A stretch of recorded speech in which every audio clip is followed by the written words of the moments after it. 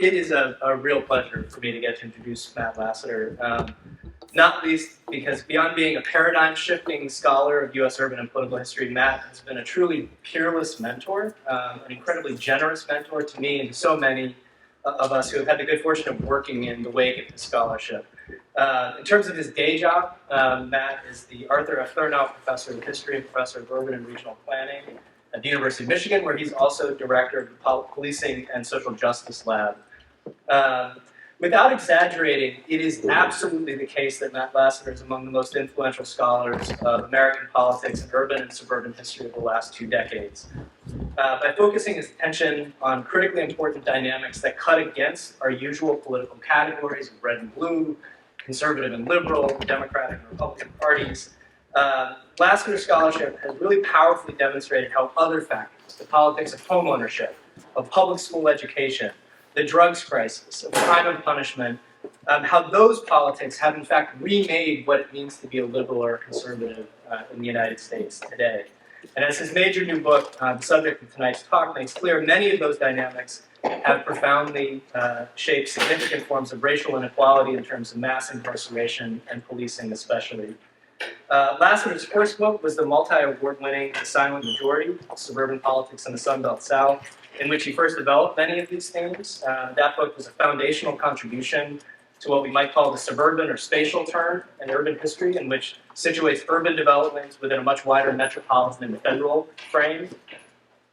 His next major project, which was released in 2020, is a significant work of digital historical scholarship called Detroit Under Fire, Police Violence, Crime Politics, and the Struggle for Racial Justice in the Civil Rights Era. That project, which he developed in collaboration with scores of undergraduate and graduate students at the University of Michigan, there's his mentoring again, offers an incredibly rich digital portrait in maps and narratives and images of staggering levels of often unaccountable police violence in the Motor City in the era of the civil rights movement. I encourage all of you to check it out. It is as substantial as a book project in terms of its scope, but its online format makes it approachable for so many audiences, whether teaching, public-facing, use of this resource. It's incredibly rich. But the reason we're all here tonight is to hear about his imminently forthcoming book, out in just a couple of weeks, right? The Suburban Crisis, White America and the War on Drugs. This book stitches together so many of these themes and demonstrates how politicians, the media, and political activists sought to protect white families and their youngsters from the perceived threats of drugs which they associated with the urban minority groups that the policies they called forth further criminalized and marginalized.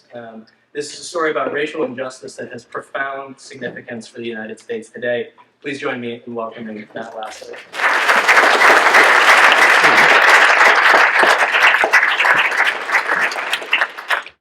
Thank you, Brent, Elaine, Dave, and everybody else.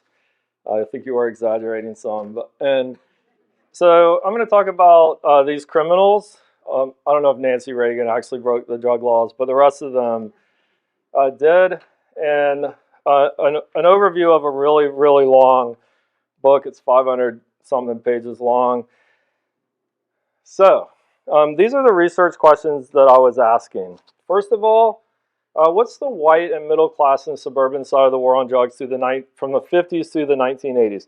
There's a lot of scholarship about the criminalization, the arrest, the disproportionate incarceration of non-whites. And I wanted to ask, what's happening on the other side of the divide? They're pervasive in discourse, in politicians' rhetoric, in news media coverage.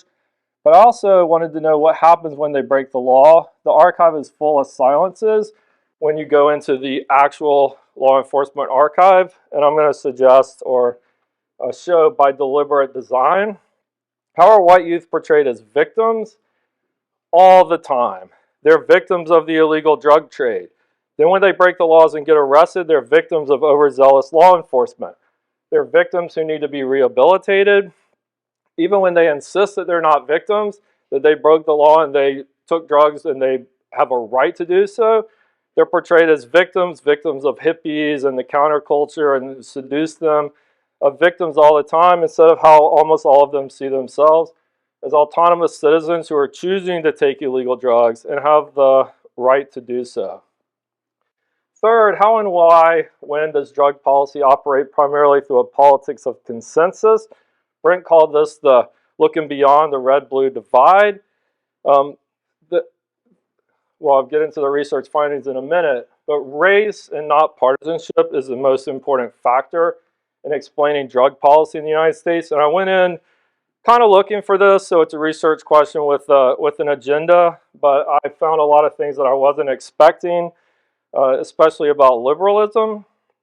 And what's the relationship between punitive law enforcement and coercive public health? These are often portrayed as opposites, like you incarcerate somebody or they go to treatment.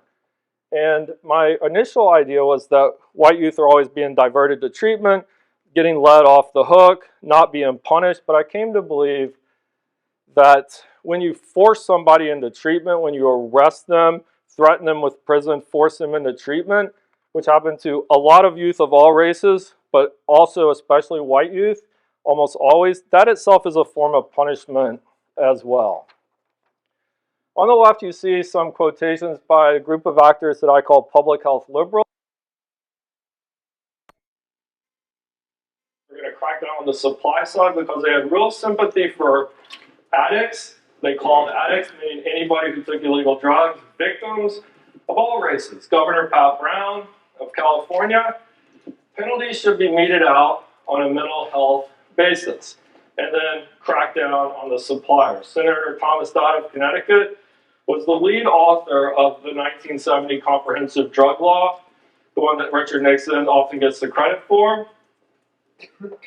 He said the user is the victim. Marijuana user, heroin user, you're a sick person. You should be treated as a sick person. You should be arrested to make you go into a rehabilitation program. Marijuana is also central here.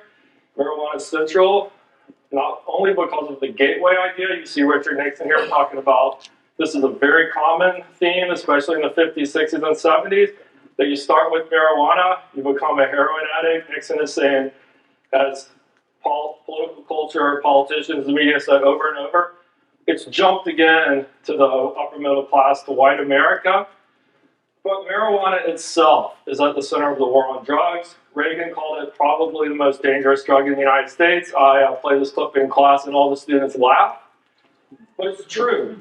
It's the most dangerous drug in the United States because fired up white parents in 1980 were insisting the government stop it, and there were a lot more pot smokers than heroin users in all periods of American history as well.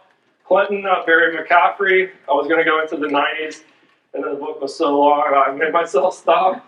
Didn't go to Arkansas like I thought, but Barry McCaffrey says the most dangerous drug in America is a 12-year-old smoking pot.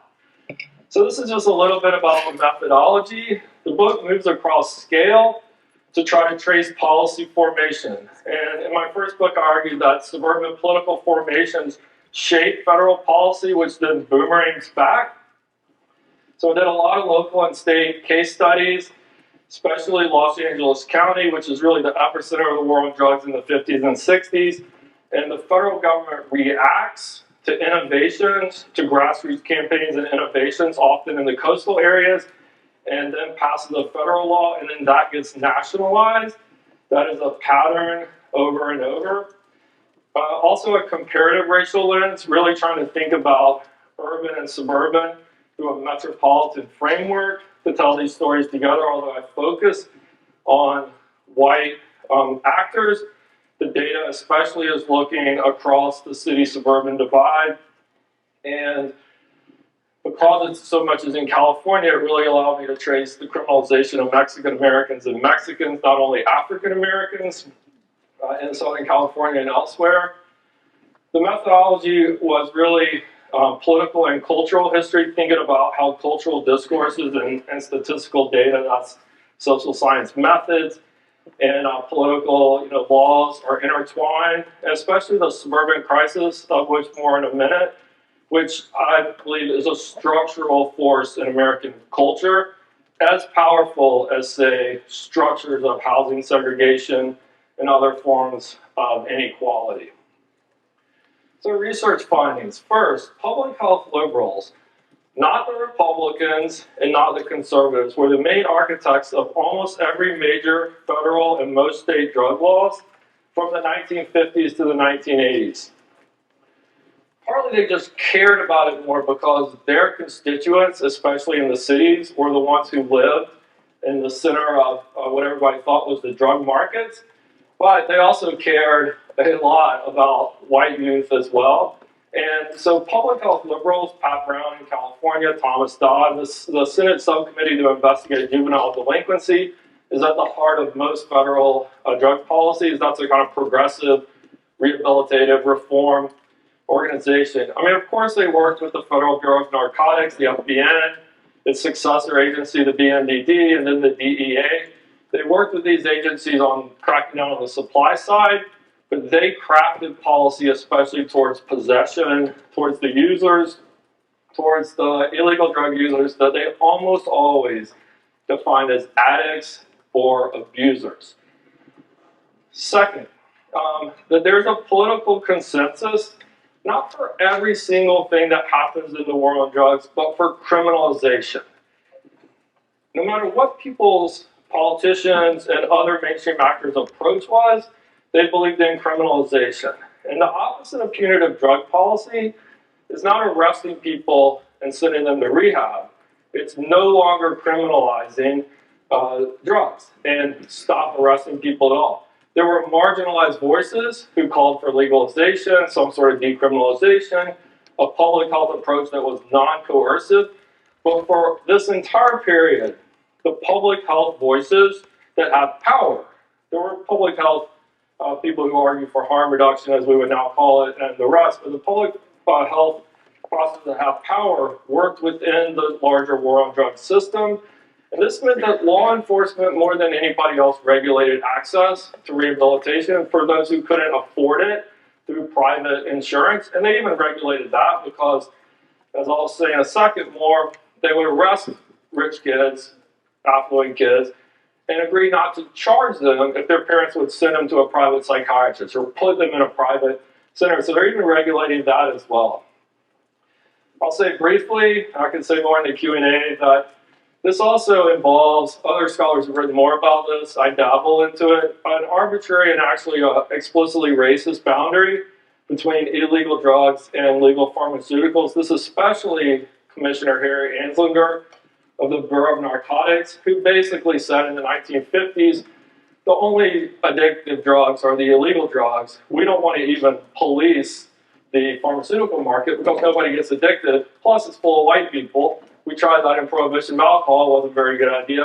We're not going to do that. And really a racist boundary between the legal pharmaceuticals, which are, of course, far more dangerous than, like, way more people are dying from legal prescription drugs than heroin at every time period. And we talk about it now with the opioid crisis, but it goes way back. Another research finding, and I will kind of explore a lot of these in a little more detail, is that grassroots movements reshape drug policy from below. It's not just a question of top-down federal power. And that happened in 3 stages in the war on drugs, in particular, parent power movements mobilized, but also youth have their own politics, and they constantly shape and reshape drug policy because their refusal to obey the law constantly forces the political system and the law enforcement system to respond. And they deserve a lot of attention for not just being victims or being autonomous subjects. Fourth, discretionary drug enforcement, especially as it applied to youth, came out of the juvenile delinquency system, which had no due process rights until the late 60s Supreme Court decisions. And it was explicitly and unapologetically a system that sorted youth not based on what they had actually done, but based on their income, their college aspirations, were you in the Boy Scouts, your grades. Males got punished a lot more than females, except for certain, like sex crimes and being a runaway. And the drug enforcement system was built on top of the juvenile delinquency system in post-war America. And the juvenile delinquency system, it they diverted almost all affluent white youth without a record, even for serious crimes of violence. And so they had a policy of like call the parents in, run without a cause if you've ever seen that. It's actually kind of real. Call the parents in, lecture the kids. Yeah, somebody died, and but like deal with this in the family. Don't let it spill out. And also, there was no mainstream discussion. I was a little surprised. I mean, there was no mainstream discussion in the passage of any major laws from the 50s, really through the 80s, of questioning whether the data showing that black people were far more likely to break the laws was actually based on selective enforcement rather than reality. It was just not a critique on the kind of far left that's not really part of the congressional debate occasionally. But there's no mainstream discussion of something that we now take for granted would be at the center of the discussion, which is maybe the system of drug enforcement is itself racially biased and biased in other ways. Fifth, there was a massive spike in white middle-class drug arrests between 1966 and 1975. This is the biggest thing that shifted the way that I wrote this book, is when I was kind of thinking about the discourse, suburban panic, and then I kind of dug into the data and realized how many, hundreds of thousands of white youth have been arrested, and I thought, what happened to them? It created a temporary crisis for the diversion system, and it created a kind of a movement to decriminalize marijuana or at the same time coerce more of them into rehabilitation. This is key to understanding the 1970 drug law, and I'll talk about this in a little more detail. And finally, white youth are impossible criminals. That's not just how they're constructed, that's just the reality. They're impossible criminals. The political system and the legal system doesn't want to punish them when they break the laws, but they keep breaking the laws. They're an unsolvable problem for the carceral state. The war on drugs is an unwinnable war for many reasons, but a really important one is that white youth who they're trying to save don't generally want to be saved, and that is a problem. Marijuana, as I said, is the most politically important illegal drug because that's the drug that most white Americans that's the illegal drug of choice.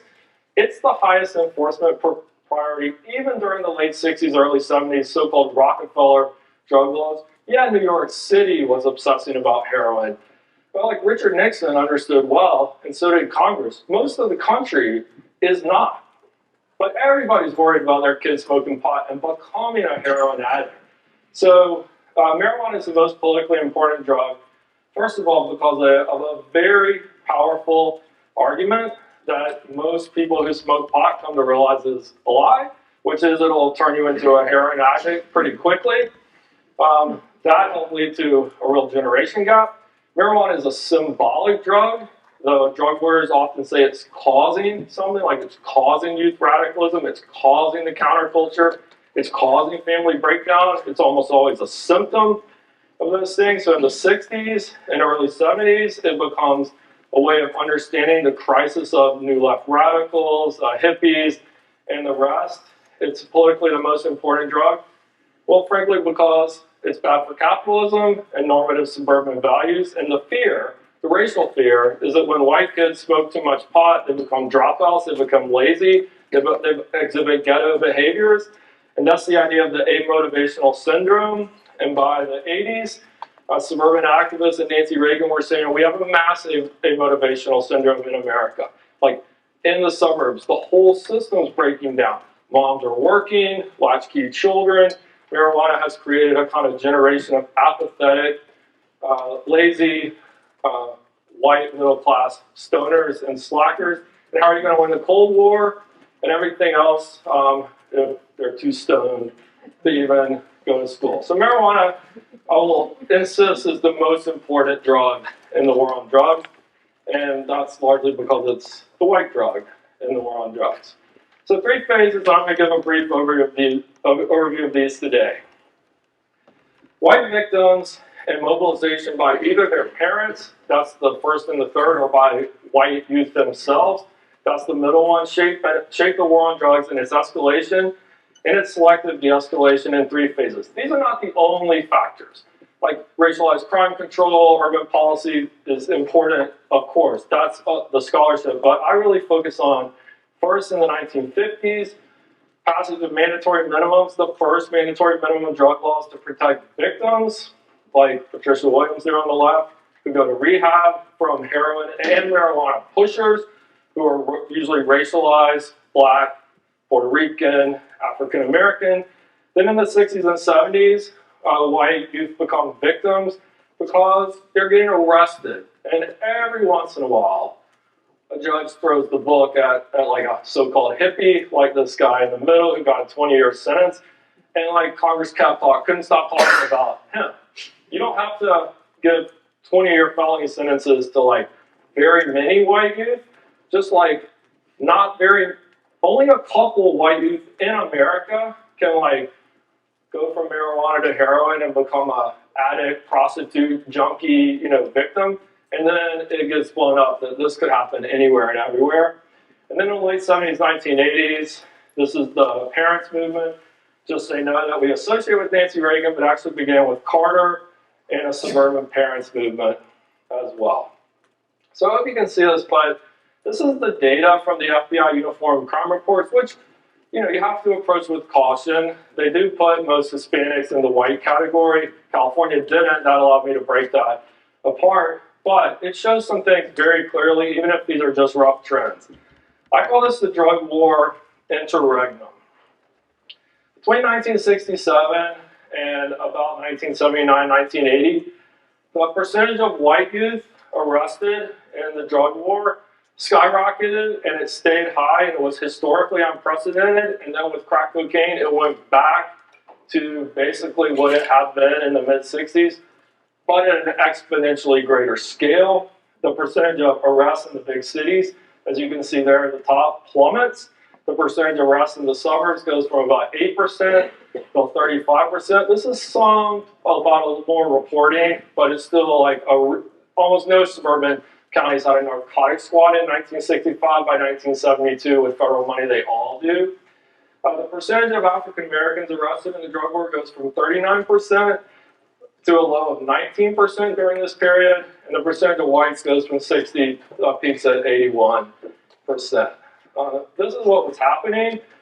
Total drug arrests skyrocketed. So this is a carceral state building project. It's a racial state building project. Total arrests skyrocket, and in the middle line there, the light gray one, is marijuana. Most of the skyrocket in the late 60s, 70s is marijuana. There's a long story about why the FBI idiotically puts heroin and cocaine into the same category, which are very different drugs. It goes back to the Harrison Narcotics Act, but combined heroin and cocaine is actually really low. We talk a lot about New York City, like I said, but in most parts of the country, very few people, there's just not major heroin and cocaine markets until the mid-70s, 1980s. And you can see marijuana skyrockets and then stabilizes. So white arrests, suburban arrests, white juvenile arrests, and marijuana arrests skyrocket, stabilized through 1980, and then plummet, especially with the very racially targeted war on crack cocaine. The last little bit about framing is I want to say that the suburban crisis, as I said, is structural. It is a utopia-dystopia dynamic. It's the idea that upper middle class white Americans are the heroes of the country, but they're actually the victims of the country. It's a way of erasing racial privilege and class power and racial segregated neighborhoods. The way Hollywood, there's a straight line from Jim Stark in Rebel Without a Cause, drunk and depressed, and then Braddock in The Graduate in 1968, drunk and drifting through life, and then Lester Burnham in American Beauty, stoned, and in his own little baby boomer revolt. And this idea that you're the hero and the victim, this is a kind of broader frame of what I call the kind of structural trend of the suburban crisis. I do want to say here, and I meant to say it earlier, the suburbs are way more diverse than upper middle class white Americans. So the suburbs is both a real place. I try to dig into like suburban counties and how the war on drugs operated, but it's also a signifier. You know, kind of upper middle class white family is framed suburban, no matter where they actually live, and it's a discourse. It's not a social reality, especially when you're talking about the suburban crisis. It has policy implications all the time, because if you have a utopia that loses its innocence, the idea that it can't happen here becomes it can happen anywhere. Polly Klaas kidnapped in California, 3 strikes law. A year or so later, a seduction of the innocent, Columbine school shooting. There's a straight line between Harry Anslinger, the commissioner of the Federal Bureau of Narcotics, a kind of racial segregationist, talking about the white prostitute and the black pusher in the 50s, to an epic film like Traffic. You know, a kind of an amazing film. But it couldn't help itself from having the trope of Caroline starting out on the soft drugs, getting addicted to crack, ending up with the black pusher, and her father has to come rescue her. And that is, I think, a recurring trope and a kind of structural discourse in American culture that has real policy implications. And I was trying to trace not just policy formation from the local to the state to the federal and back, but policy as it moves from culture into politics and law and back again. Okay, so I'm going to talk about 3 phases of the war on drugs, and it's an overview. Okay, phase 1 is the 1950s, what I call pushers and victims, dope pushers, innocent victims, and the mandatory minimum laws that gets passed. This happens in the 1950s. It's a time of mass suburbanization. Most white Americans live in racially segregated suburban neighborhoods, a fairly familiar story, but I think the drug and crime politics are directly related to the racial segregation politics of these suburban areas as well. And there's also massive hype about a juvenile delinquency crisis in the 1950s that has jumped the tracks into the white middle class areas,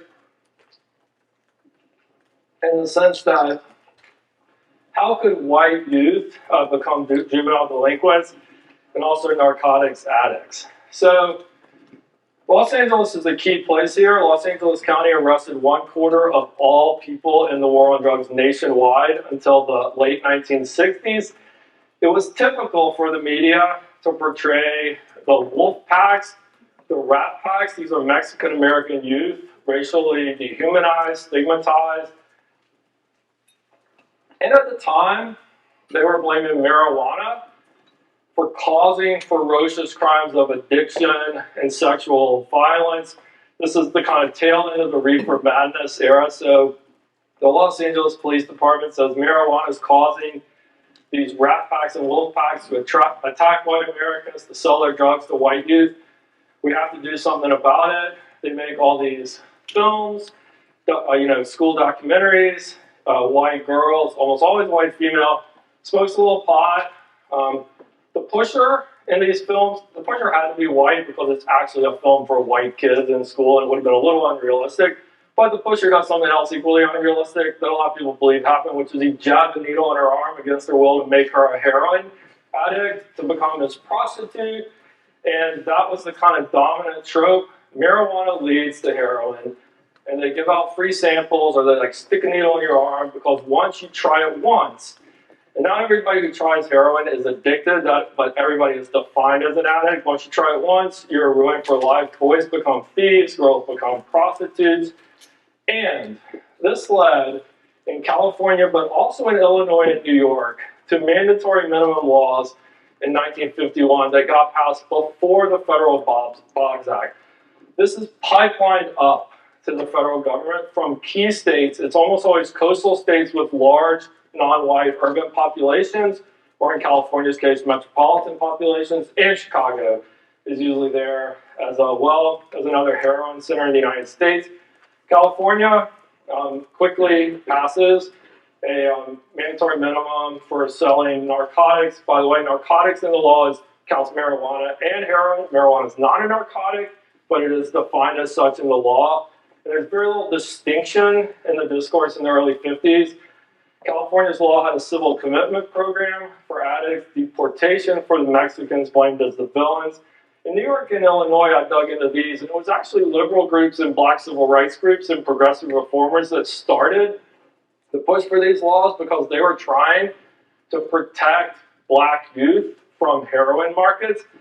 But as soon as it went to the state level and they started holding hearings and digging into it, they like pulled the white girl who was hanging out with the black youths and said, junkie, prostitute, crossing the color line, look what drugs do. So that's what happened in New York, also happened in Illinois. This is Life magazine's first big feature on drugs.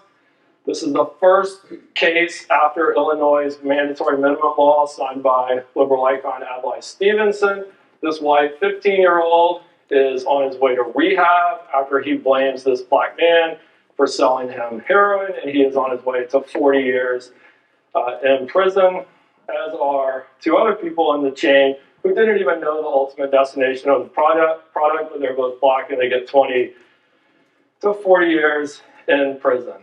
The Boggs Act in 1951 in the US Congress popularized, it took the California, Illinois, and New York model, and it passed it, and then they kind of distributed it to the states of the Uniform Drug Act. Popularized the marijuana to heroin gateway. They talk all the time about how victims need to be protected from the pushers and the peddlers. If I didn't say this explicitly, the pusher is a kind of racial fiction. People go seek out dealers to get drugs, but it's constantly the pusher is being portrayed as addicting people.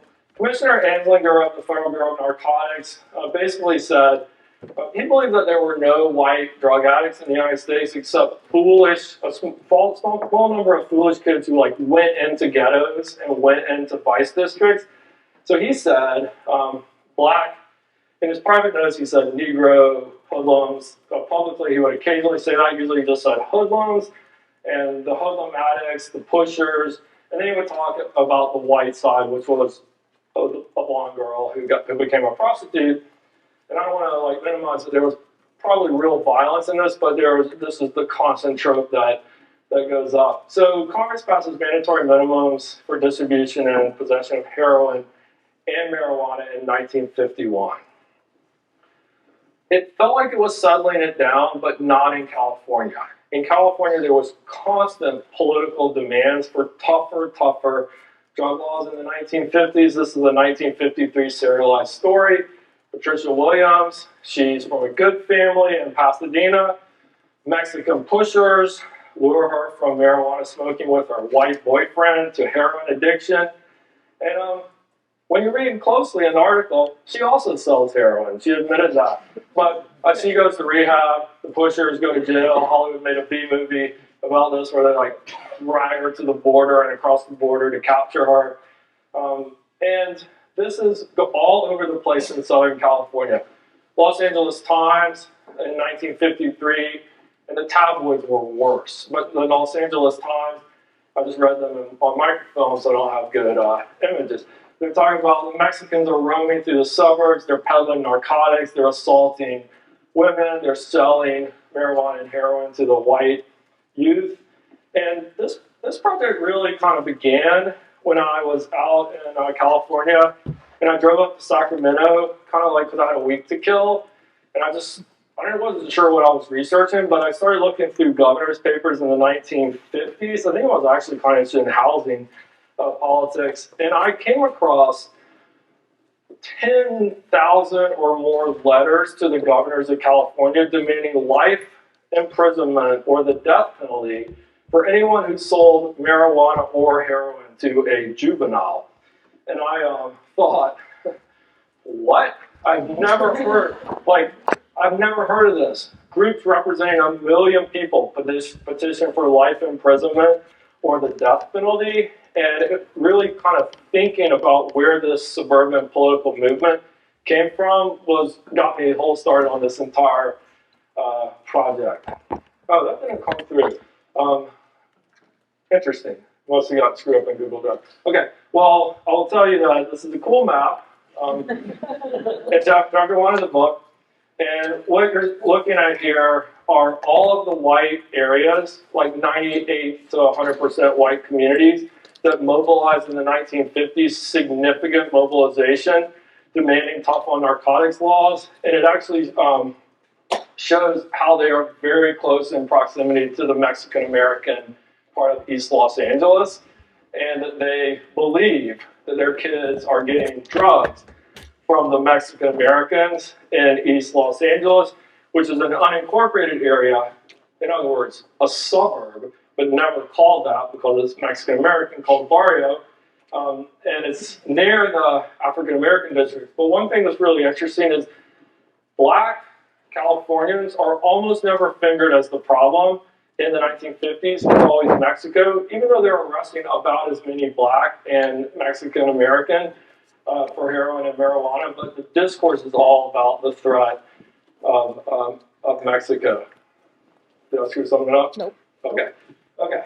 So I was trying to figure out, like, well, maybe the white kids are buying their drugs from the Mexican American dealers, but they weren't, because they were doing what Californians have done for a long time, which is crossing the border in Mexico and doing it themselves. And it was easy to cross the border. Everybody has cars.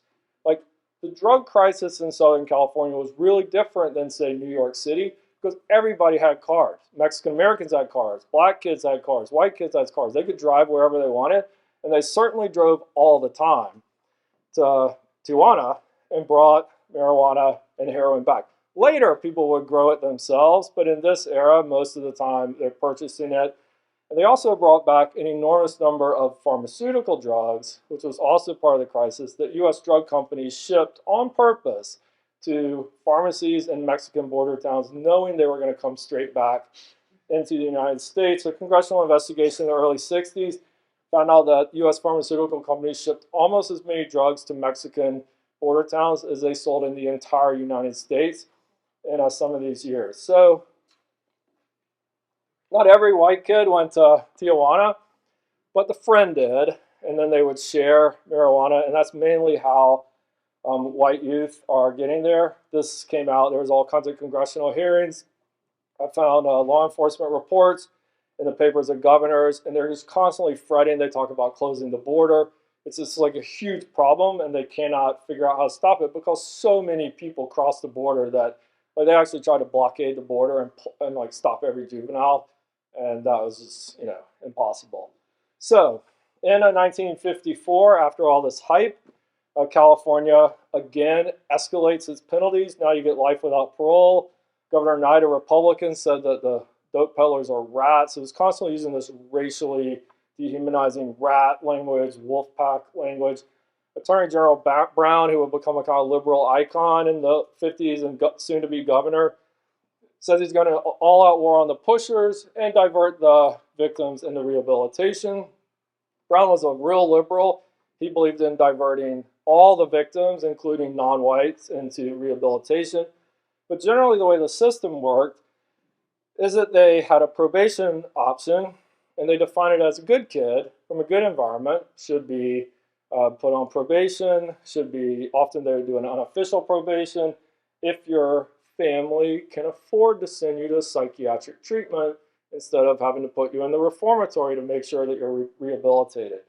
And in 1954, the Senate Subcommittee to Investigate Juvenile Delinquency comes to LA and does explosive hearings that go straight up to the US Congress. The liberals on the Senate Subcommittee for Juvenile Delinquency wrote this law in alliance with the Federal Bureau of Narcotics. This is the Narcotic Control Act of 1956, mandatory minimum penalties for possession and sale of marijuana and heroin. And again, through the Uniform Drug Law, they spread this model to all the other states that were not sort of like at the epicenter like California had been. They did hearings all around the country, televised. It was a racial theatrical spectacle. They would go into the jails and look at who had been arrested recently, or sometimes the local cops would just round people up so they could drag them to the hearings. They would drag a white woman, demean her as a prostitute, and call her the victim. They would drag a black or a Mexican guy, call him the pusher.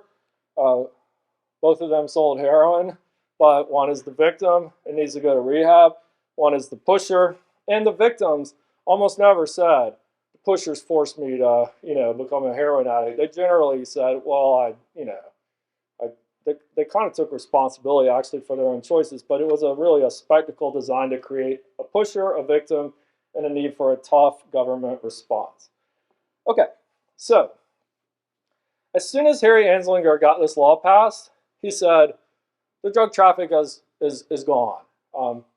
Because everybody's scared of our tough laws, nobody panic, white America chill. He didn't really like suburban political mobilization because he wanted everybody to think that they had the situation totally under control.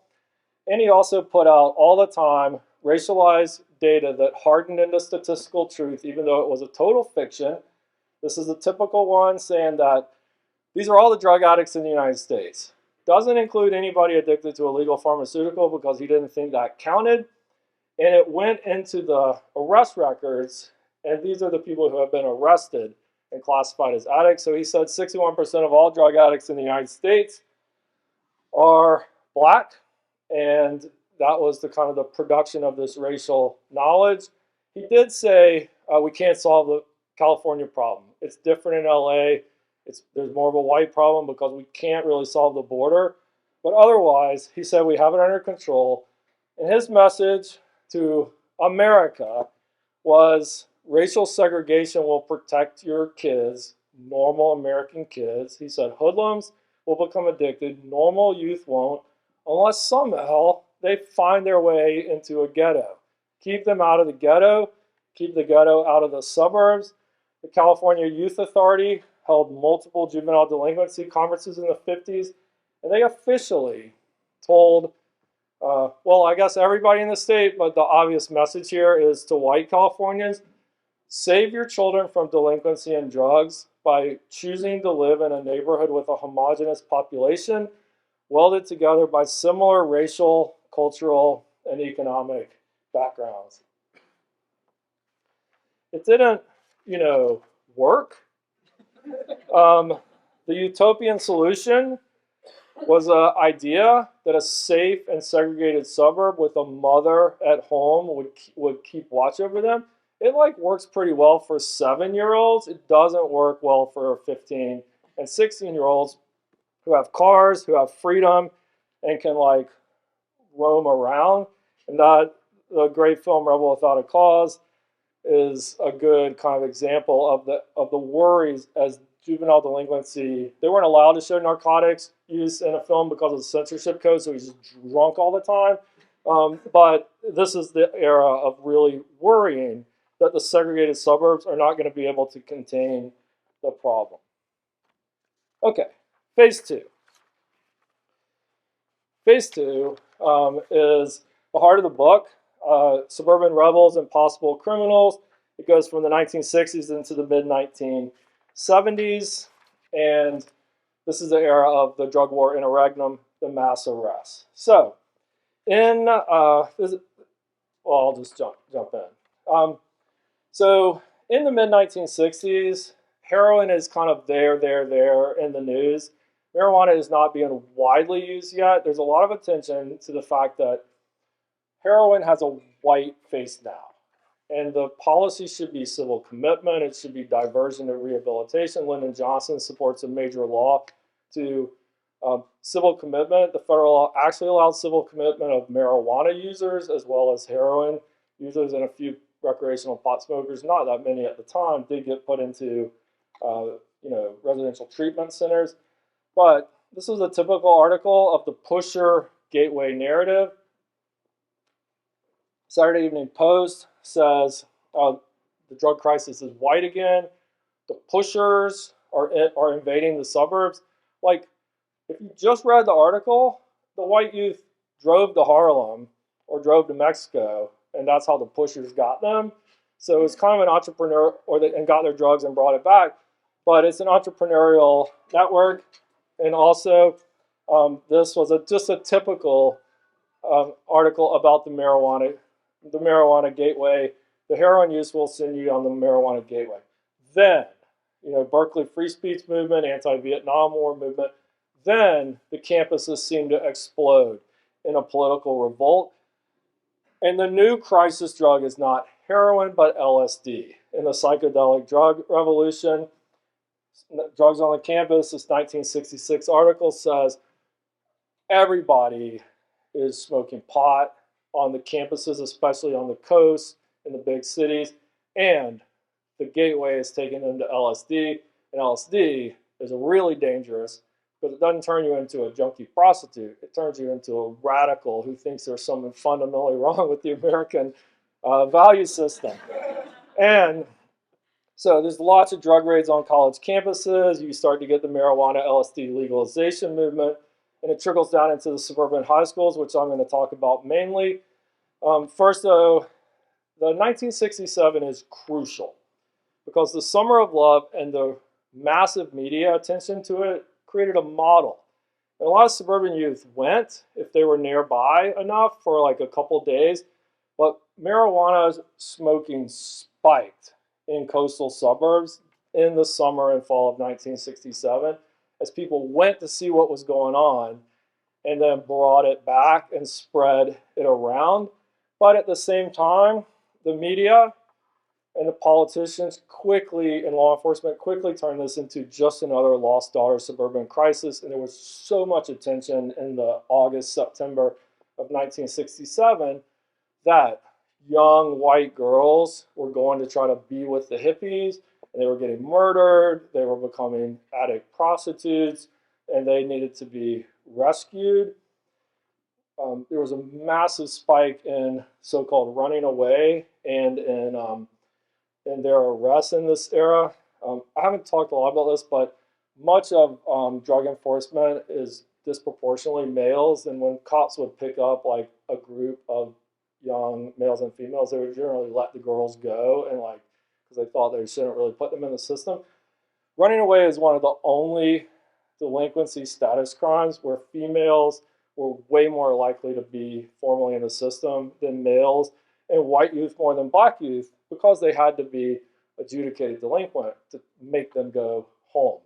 And so I talk about that, but the most important thing for the purpose here is that there's a real trickle-down effect. By 1967, 20% of college students that smoke marijuana, it's a felony crime with a mandatory minimum sentence. By 1970, almost half, were like casually committing felony crimes and insisting they had every right to do so, and the system was wrong and not then. And by the late 1960s, and this takes a little digging, and there's a lot of propaganda about this, but approximately about a third of high school seniors in affluent suburbs are routinely smoking marijuana, and a significant number are also sampling LSD. And so I dug in to Los Angeles County, metropolitan San Francisco, metropolitan DC, and the New York City suburbs with the question, like, you could tell from the graph that the arrests are spiking in places like Los Angeles County. How did the political and the law enforcement system like solve this problem of rampant white middle class felony criminalization? Because most of them didn't go to prison, even though they were breaking a law with a mandatory minimum. They arrested a huge number of people. Marijuana arrests skyrocketed. This is just a smaller graph of what you saw before, juveniles especially. The white juvenile arrest for the first time ever reached the same level as the white juvenile percentage of the population. Again, Latinos are included. I dug into the California data. So I think the change would be like 3%, but it's not a huge statistical impact. And the suburban and the metropolitan counties devised diversion procedures based on how they had dealt with alcohol in the juvenile delinquency system. Generally, arrest the kid, call the parents in, scare them, plea them down to public disorder, to disorderly conduct, minor in possession, or they started coming up with a discharge idea, which is you're on probation and you have to go to treatment, but we're not actually going to write it down. You're on probation for a year, it's secret, like informal probation. If you get arrested again or you get caught, you're actually going to be on real misdemeanor probation or sent to the reformatory. We're going to like suspend it for a year because we don't want you to have a record because you're going to college and we can't give you a record. And this is, I don't want to say that only white youth get this. Non-white youth sometimes do, but white youth like almost always do. So looked into a few suburban counties. This is a hard archive to untangle because it's a silent archive by design. It's designed to not leave a trace of what happens after the arrest. And at the same time, the federal government did a few pilot studies in certain suburban areas where they really quantified and discussed what they were doing, or law enforcement would often share their reports with governors. I found a lot of good suburban history in governors' papers as well. And here's San Mateo County, Northern California.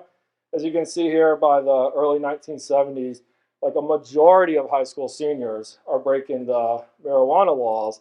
And what they did in San Mateo County, they said, we're going to arrest them and frighten them, but not file charges. But there is data on who they charged and who they sent to juvenile reformatories or to jail if they were young adults.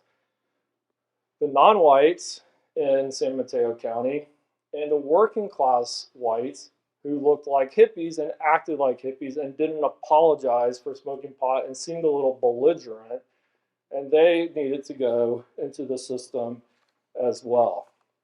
Nassau County has which is on Long Island, has the most detailed records of how the system worked because they had a 10-year federally funded, like everything they did in juvenile court probation. What they did when they arrested a kid for drug use is, first of all, they didn't classify them based on the drug they got busted for. They interrogated them and classified them based on what they admitted to using. And then they sorted them into categories of normal and high achieving, which meant typical for Long Island, white and upper middle class. They created one called asocial subcultural identifier, which means hippie. And then they created social pathology family disorganization, which were poor and non-white youth who were from, they thought, broken homes, who already had records. And then they punished them or let them off based not on what they had done, but based on investigating their family background, their college aspirations, their political outlook. Did they apologize, or did they like defend their right to, well, you defend your right to smoke marijuana to the probation authority, you're going to be on what they created, which was a kind of informal probation. So if you look in the category, the discharge category, discharge was basically 1 year probation where you had to go to rehabilitation, but if you did it successfully, the record would be wiped clean. And they did this not just for juveniles, but for young adults as well, a kind of no record plea bargaining process. Los Angeles County arrested a quarter, as I mentioned, of all drug arrests through the late 1960s. I think it has to do with the built environment. I know this is an urban studies crowd. The Los Angeles Police Department and the Los Angeles Sheriff's Department policed massive geographic areas that had racial and class diversity, and they were gung-ho about narcotics in a really like Scarsdale, say, like the police just didn't arrest rich kids because they didn't want to upset their parents. But the LAPD didn't care about things like that, and they were doing sting operations in affluent high schools in Beverly Hills, in Pasadena. They arrested a lot of youth. They were profiling anybody who looked like a hippie and pulling them over or searching them on the street. They were treating white hippies kind of the way they have been treating black and Mexican American youth for a long time. And they caught a lot of them with pot in their car or in their pocket. They arrested a lot of them. But then they sent them into the juvenile system. The juvenile system like looked at them and thought, what's your attitude? What's your background? What should we do with you? So, in California and elsewhere, by the late 1960s, 2/3 of all drug arrests for all drugs in all age categories are white teenagers in early 20s, mostly male, being arrested for marijuana. Many get diverted through the alcohol strategies or this kind of informal no record probation. Some go to trial, and juries refuse to convict them. The conviction rate goes from 90% to 40%. You basically have jury nullification when it seems like a kid who shouldn't be sent to prison under a felony charge. but they get tough, especially on hippies and political radicals. Also on any youth who already had a juvenile record, which almost always is poor and non-white youth, they would get tougher on them too. This mass arrest, even though most white youth didn't go into the jail or prison, the idea that a few of them were and a lot of them were being arrested creates a pretty vibrant legalization movement. The ACLU starts its legalization campaign in 1968. And the NORML, the National Organization for the Reform of Marijuana Laws, comes in 1970. I changed my mind about NORML researching this book. I come to kind of dislike their politics because they basically thought that the only victims in the war on drugs were white professionals and white college students and youth who smoked pot. And NORML was constantly lobbying to change the marijuana law by saying, take all the drug resources and go arrest the heroin users. Go focus on the real criminals in the inner cities. This is in their manifesto at the bottom. And I really thought of NORML as a kind of formation of political whiteness, which is Daniel Hosang's kind of theory about like reproducing white privilege even in a reform movement. I'm gonna zip through. It's been 40, 50 minutes. Okay, so coming to the kind of like climax here. This is the kind of way that the California system responded to mass law breaking among white youth, reproducing a drug curriculum in 1967. This bearded pusher, Pete, jumps out of the bushes and catches the white guy, gives him some pot, and then the sexy addict prostitute tricks him into becoming a heroin addict, and then his life is ruined. This wasn't working, but what did work was the diversion strategies. At least it didn't work to stop kids from smoking pot, but it seemed in Washington like it was a good idea. So the major drug reform that gets passed under Richard Nixon happens in 1970. Nixon changes his language, and he starts saying, I used to think drugs were evil and everybody had to be punished, but like, how can we punish normal American youth? He talked all the time about the upper middle class. He would tell stories about, like, this was one of his favorite. Well, he doesn't say white, but you know he means a white girl from San Diego, good family, Sunday school, starts marijuana, LSD, but then severe punishment for the people who are selling her these drugs, flexible sanctions for the users. And Nixon endorsed comprehensive drug legislation that Senator Thomas Dodd and the Democrats in Congress had put. I wanted to say that young people participated in this debate. This is one of many kind of testimonies at Congress in which suburban high school students are coming to DC and demanding marijuana legalization and saying we have the right to do this. It's no different than alcohol. The suburbs are stultifying. American society is broken. It was a very political time, and one of the reasons they wanted to depoliticize the situation because they felt like felony law enforcement was radicalizing too many normal white suburban youth, and so it was time to do something to send them a message. So what Congress did in 1970 is they increased the mandatory minimums for traffickers and what they call professional criminals. This is a trade-off. This is a bipartisan law. There's almost no opposition. Democrats wrote it. The Nixon administration kind of worked with them on it. They created a new category called the non-professional seller, and they explicitly kind of talked about it as the college student loophole, where you shouldn't get the mandatory minimum because you were a college student or like a good kid. So it would be indeterminate sentencing, nothing to 12 years for heroin, nothing to 5 years. We'll kind of figure it out based on who you are, not based on what you did. And they reduced the possession for all drugs, including heroin, to a misdemeanor. And the idea here, especially because so many people were getting, and the very conscious idea here was that if you made the punishment lighter, the legal system would punish way more people.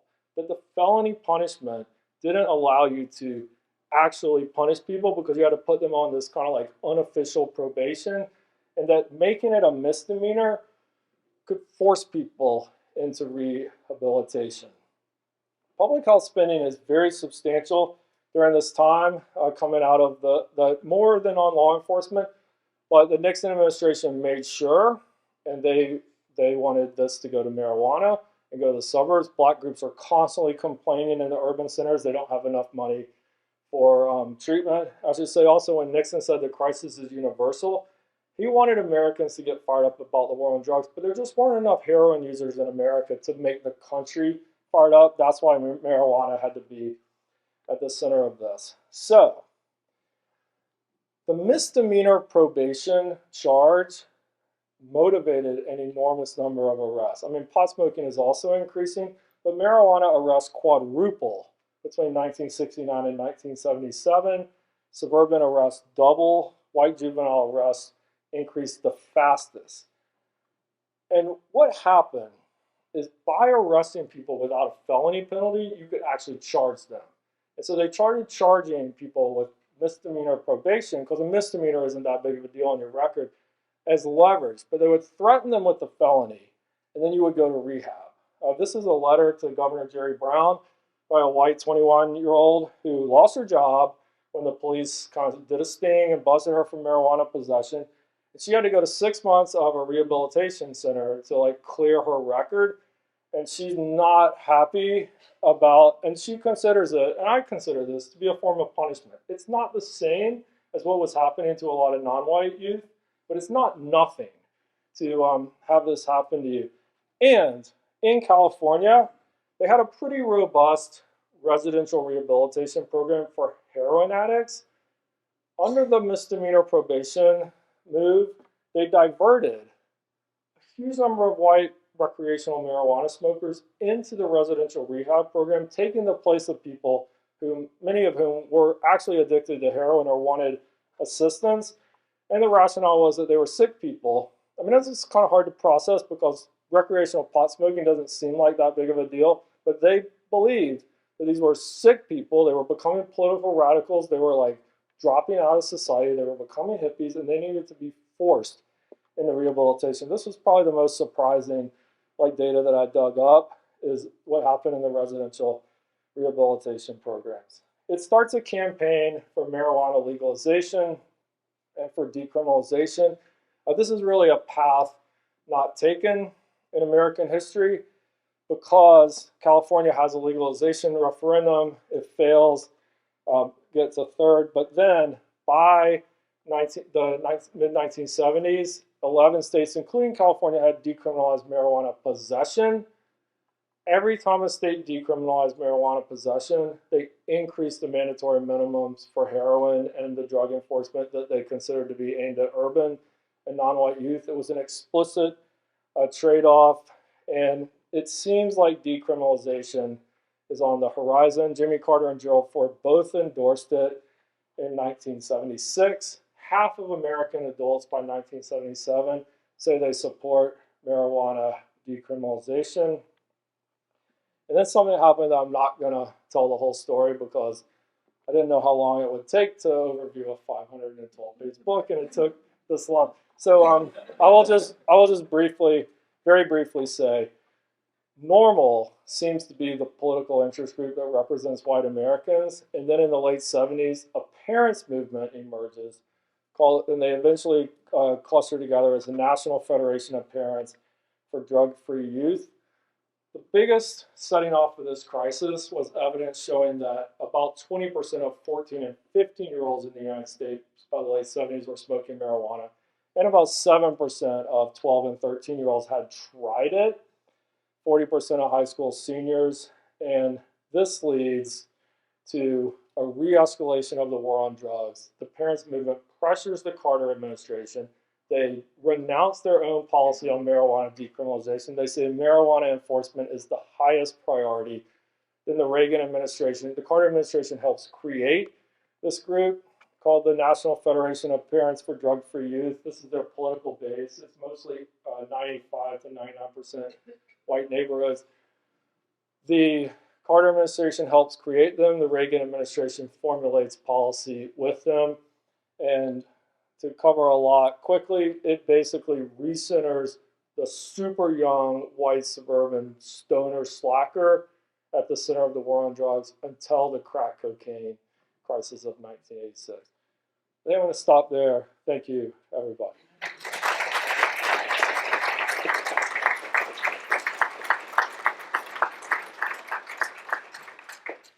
Stop there. We have time for a few questions. So if anybody wants, that's a little. Anybody have? Yeah, test behind it.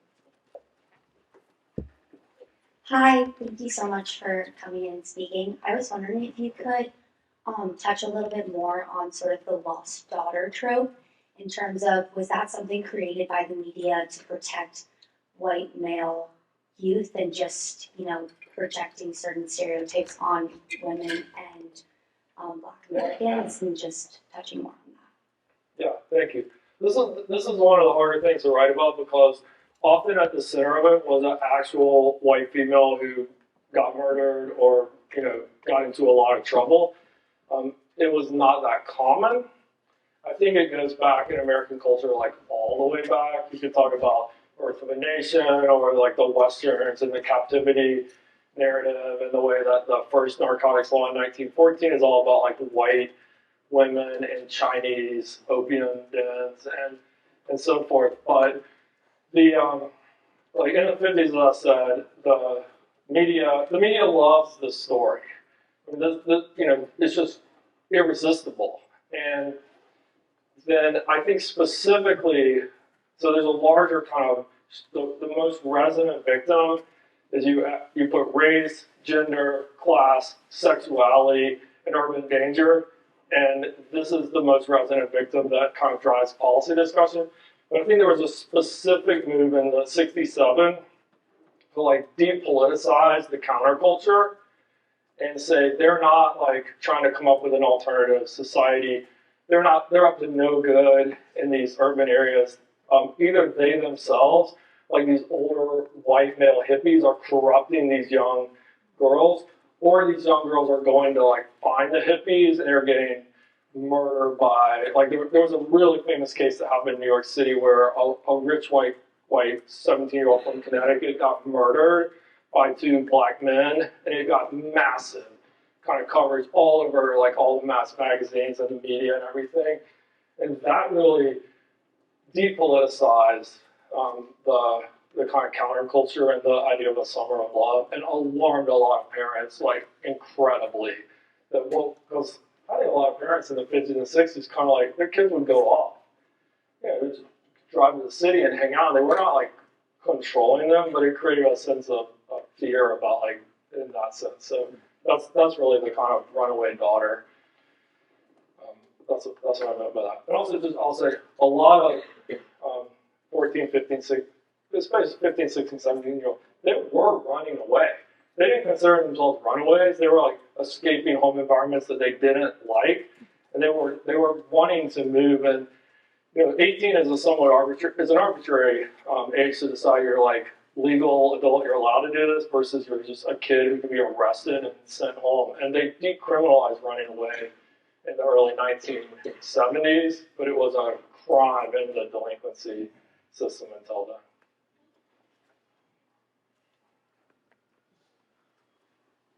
Up here.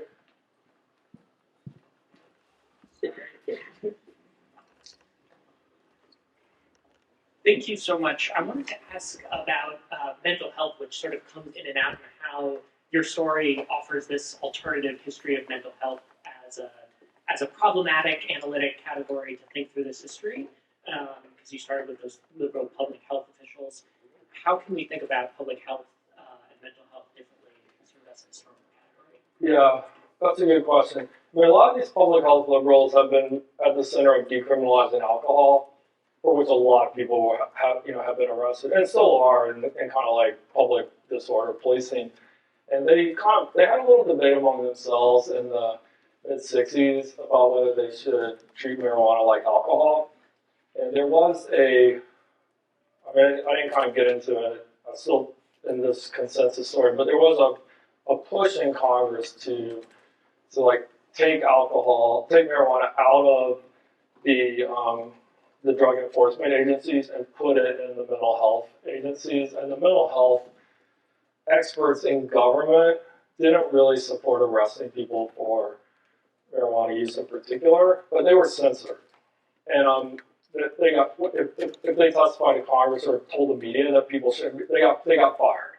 And this happened a lot. And so I think that, I'm not an expert on mental health and public health, I just kind of got into it in the story, but I think that government control of funding for, I mean, my university, University of Michigan, the Institute for the Social Research, gathers a lot of the data on on adolescent drug and alcohol use, but there's strings attached to the kind of things that they can argue about that data because the data comes from federal agencies that are committed to a particular criminalization model.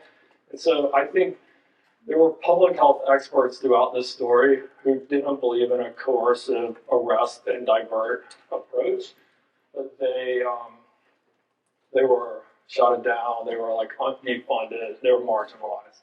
But I also think that there is a strong strain in liberalism that is coercive, that goes way back, that believes that for people's own good, you have to force them to do things. I mean, Joe Biden in the 2020 election, I could have put him on there. He said, drug users should not be sent to prison. They should be sent to mandatory rehabilitation. And that just assumes that arresting them for their own good is the way to go. And the problem is you're letting the policing agencies make the public health decision in that model. The harm reduction model, you would encounter a different social work group instead. So, and I think public health has changed a lot, but again, I'm not an expert, but I think at this time, there was so much, they thought everybody in the heroin market was an addict and they needed to be saved. There were just a few academic researchers who said things like, actually 70% of heroin users use it recreationally, but nobody believed them. Because law enforcement got to say what the public health policy should be. Hope that helps.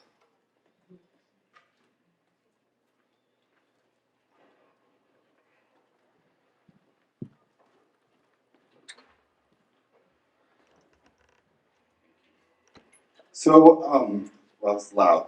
I see some obvious similarities with today and politicians who don't live in border states going to the Texas border for photo ops, even Elon Musk, and saying the drugs are coming from here.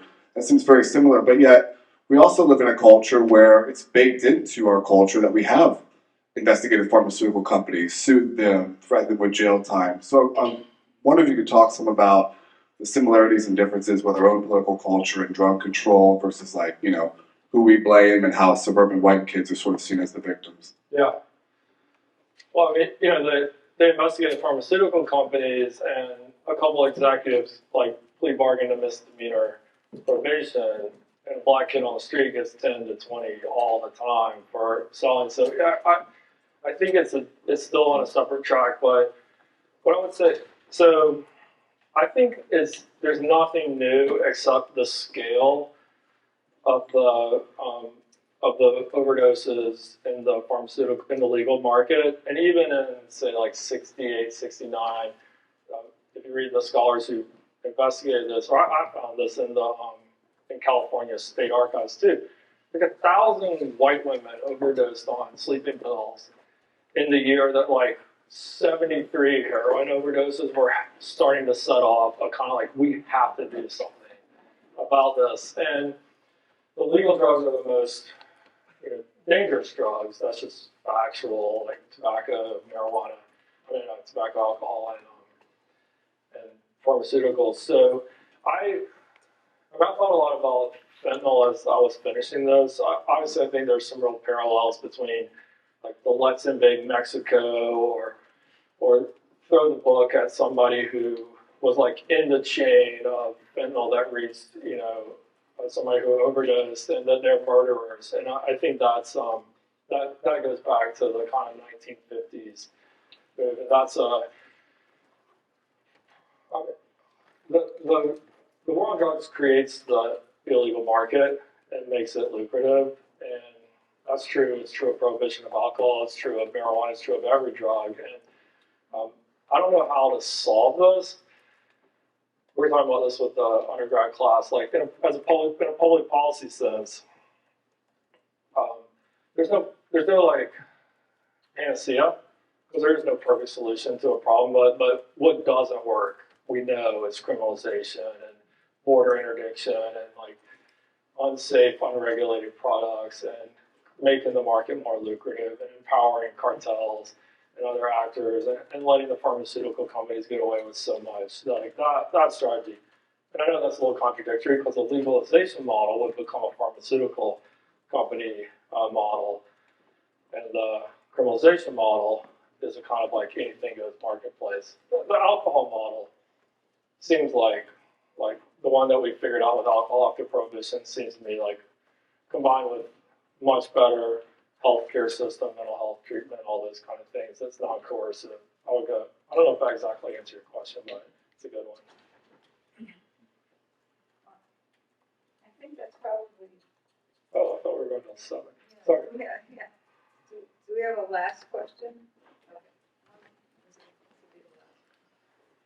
First of all, thanks so much. This was really interesting. I was really interested in the part about media's role in this and the way that they portrayed the issue and the ways that this kind of had like a feedback loop with policy and all of these parents groups, for example.